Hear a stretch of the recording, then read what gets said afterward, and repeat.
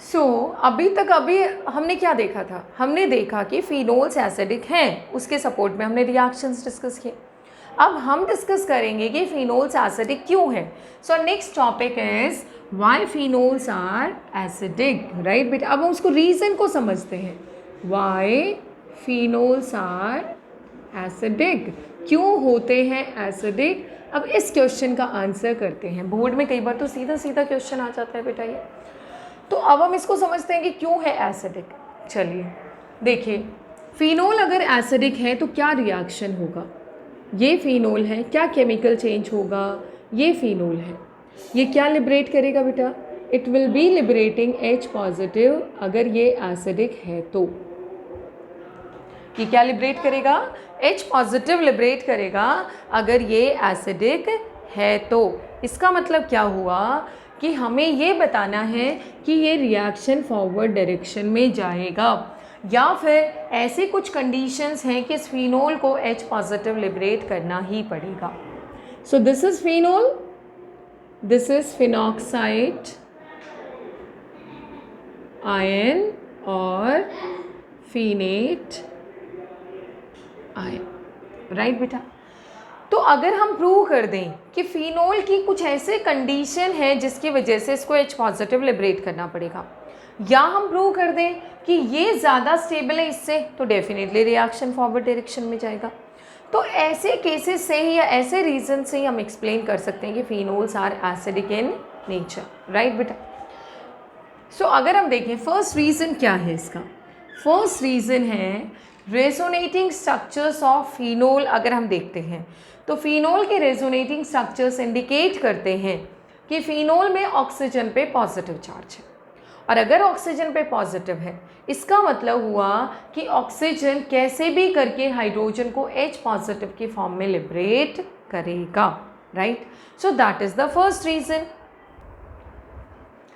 So let's draw the resonating structures of phenol. देखिए ये phenol है बेटा, इसके हम रेजोनेटिंग स्ट्रक्चर्स ड्रॉ करते हैं। हमें पता है कि फिनोल में OH ग्रुप का कौन सा इफेक्ट है, प्लस आर इफेक्ट है। प्लस आर का मतलब हुआ ये रेजोनेंस के थ्रू ये बेंजीन रिंग को अपने इलेक्ट्रॉन्स देता है, और ऑक्सीजन पे यहाँ पे लोन पेयर है। तो देखो बड़ा सिंपल है, ये जो लोन पेयर है ये आता है इस बॉन्ड के अक्रॉस। अब क्योंकि ये इधर आएगा तो यहाँ पे इस कार्बन की सिचुएशन देखो, इस वाले कार्बन की एक बॉन्ड इसने इधर बना रखा है, 1 2 3 और चौथा इसका पाई बॉन्ड है, तो 5 बॉन्ड तो ये नहीं बना सकता है।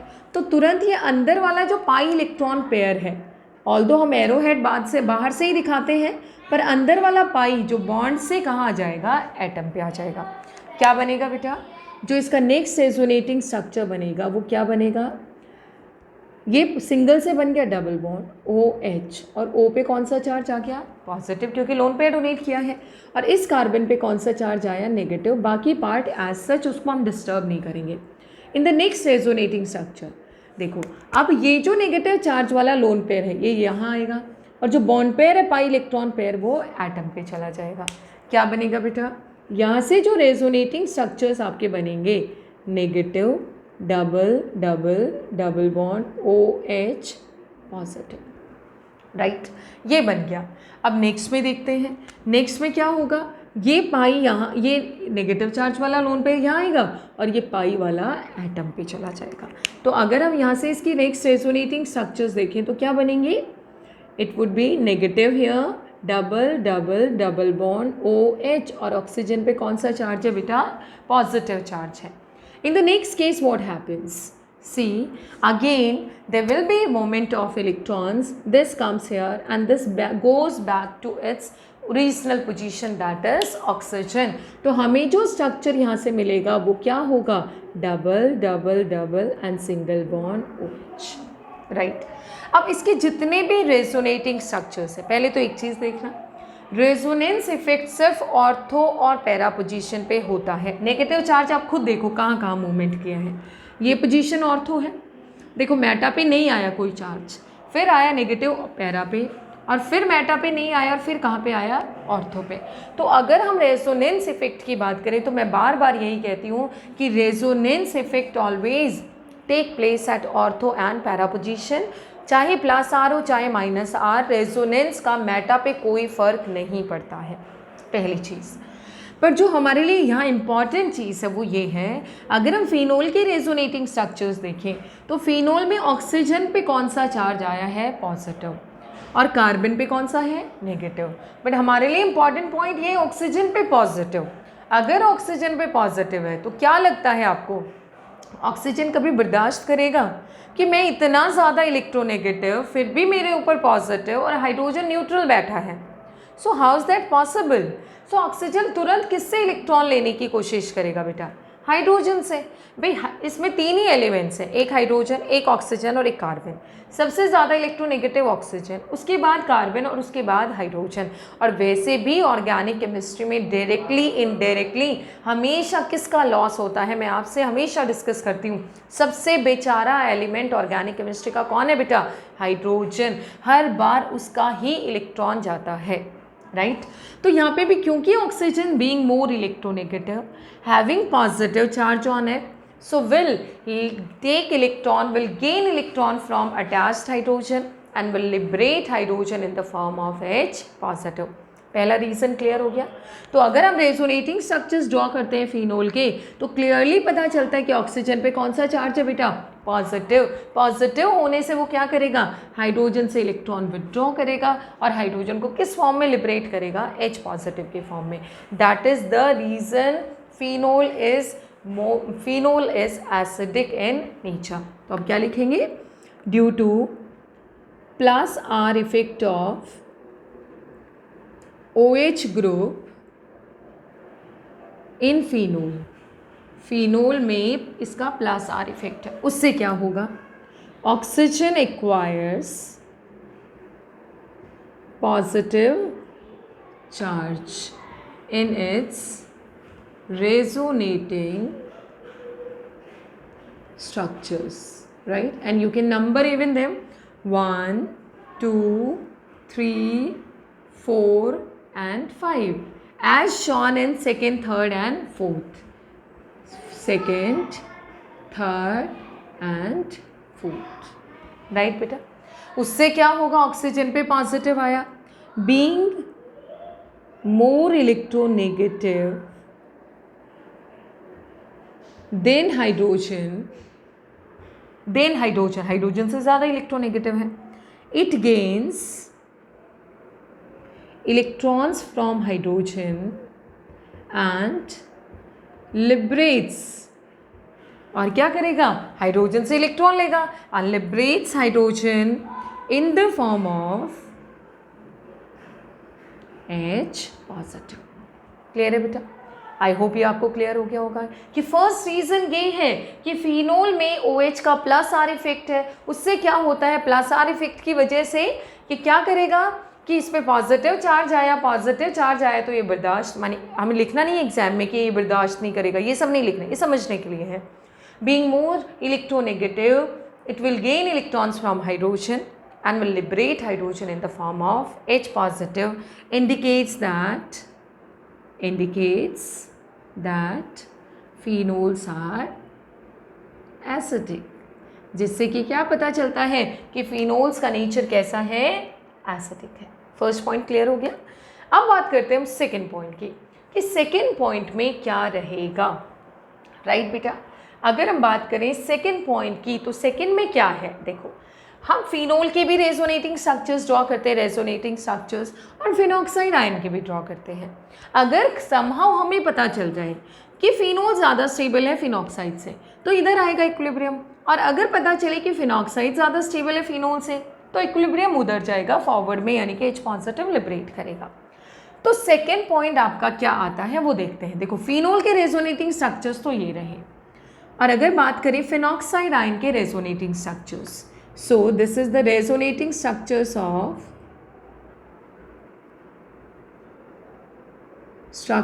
of phenol। और अब हम ड्रॉ करते हैं रेजोनेटिंग स्ट्रक्चर्स ऑफ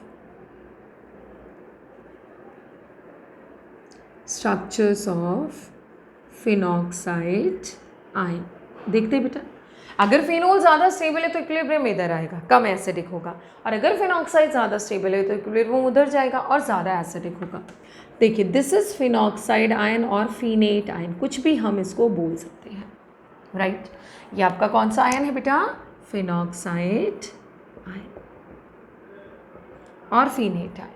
इसमें क्या हुआ, ऑक्सीजन का जो नेगेटिव चार्ज है दैट कम्स हियर। देखिए बड़ा सिंपल है, नेगेटिव का मतलब हुआ कि एक लोन पेयर है, और वो लोन पेयर कहाँ आएगा? ओ नेगेटिव, या ऐसे है ये negative, so this comes here. Atom से आता है बॉन्ड पे और बॉन्ड से जाता है एटम पे। क्या बनेगा रेजोनेटिंग स्ट्रक्चर इसका?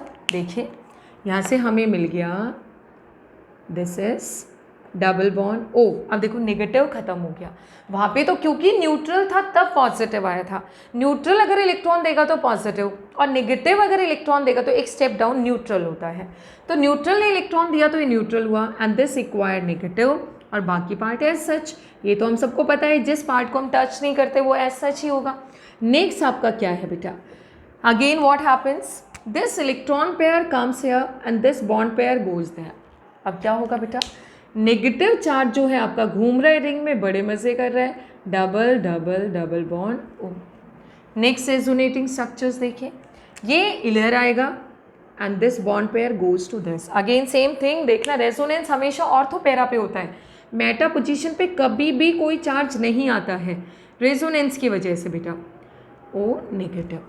अगेन व्हाट हैपेंस, ये यहाँ आया and this goes back to its original position, और हमें क्या मिलेगा यहाँ से? We will be having this double double double O negative. अब आप खुद ही सोचो, एक तो ये वाले रेजोनेटिंग स्ट्रक्चर्स हैं और एक ये वाले रेजोनेटिंग स्ट्रक्चर्स हैं। अगर हम देखें इनमें क्या है, ऑक्सीजन पे क्या कोई पॉजिटिव चार्ज आया? नहीं आया, बट इन सब में ऑक्सीजन पे कौन सा चार्ज है बेटा? पॉजिटिव, और कार्बन पे कौन सा है? नेगेटिव। तो सिचुएशन देखना फिनोल की, ऑक्सीजन पे पॉजिटिव, कार्बन पे नेगेटिव, और इधर क्या है? नेगेटिव ही सिर्फ घूम रहा है, तो कौन ज़्यादा स्टेबल हुआ? ये रेजोनेंस का रूल होता है कि नेगेटिव हमेशा ज़्यादा इलेक्ट्रोनेगेटिव पे आना चाहिए, पॉजिटिव कम पे, तभी वो ज़्यादा स्टेबल स्ट्रक्चर्स होते हैं। तो अगर हम बात करें फिनोल और फिनॉक्साइड आयन की, कौन ज़्यादा स्टेबल हुआ? फिनोल कम स्टेबल है। क्यों है कम स्टेबल? क्योंकि फिनोल पे ऑक्सीजन जो कि ज़्यादा इलेक्ट्रोनेगेटिव है उस पर तो पॉजिटिव है, और कार्बन जो कि कम इलेक्ट्रोनेगेटिव है उस पर नेगेटिव है। फिनॉक्साइड आयन में there is delocalization of negative charge, there is no positive charge on oxygen, इसलिए फिनोल कम स्टेबल हुआ और फिनॉक्साइड ज़्यादा स्टेबल हुआ। अब अगर फिनॉक्साइड ज़्यादा स्टेबल है तो डेफिनेटली फिनोल किस में कन्वर्ट होना चाहेगा? फिनॉक्साइड में, और इक्विलिब्रियम किधर जाएगा? फॉरवर्ड में, यानी कि क्या लिबरेट करेगा? H पॉजिटिव लिबरेट करेगा। तो यहाँ से अगर हम देखें phenoxide ion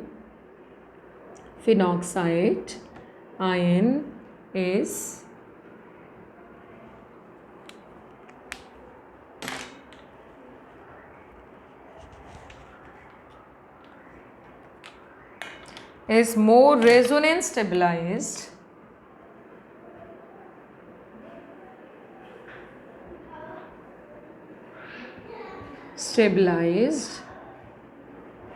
then phenol. Phenol से ज़्यादा रेजोनेंस स्टेबलाइज्ड है। उसका रीज़न क्या है बेटा? इन फिनोल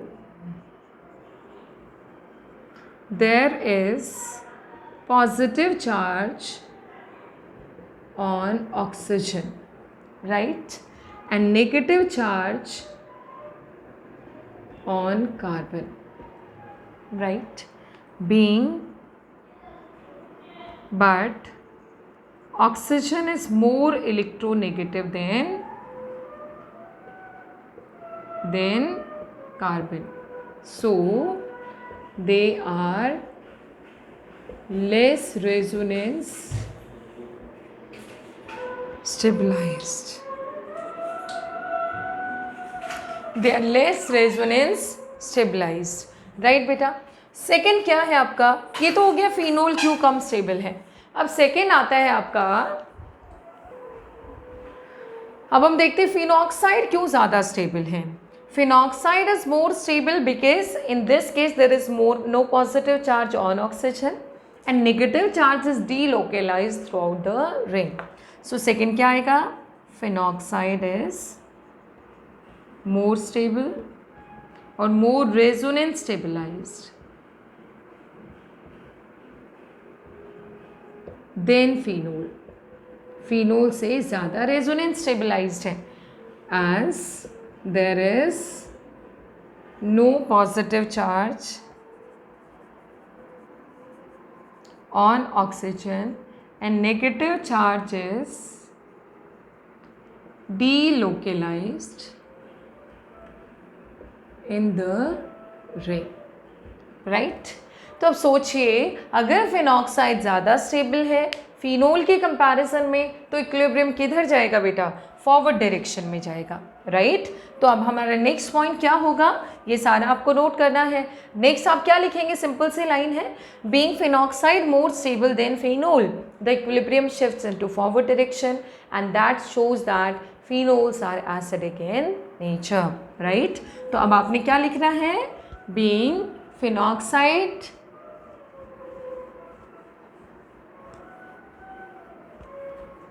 नेक्स्ट पॉइंट क्या होगा बेटा? phenoxide ion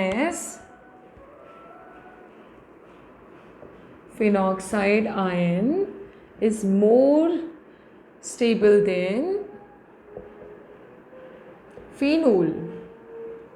So equilibrium goes in or shifts in forward direction.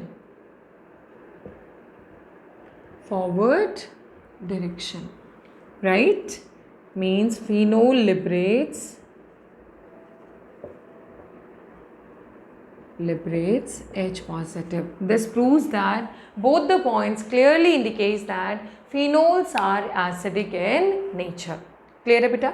सो दो पॉइंट से हमने समझा, पहले केस में फिनोल पे ऑक्सीजन पे H पॉजिटिव आता, मतलब पॉजिटिव चार्ज आता है, तो ये हाइड्रोजन को धक्के मार के निकालेगा।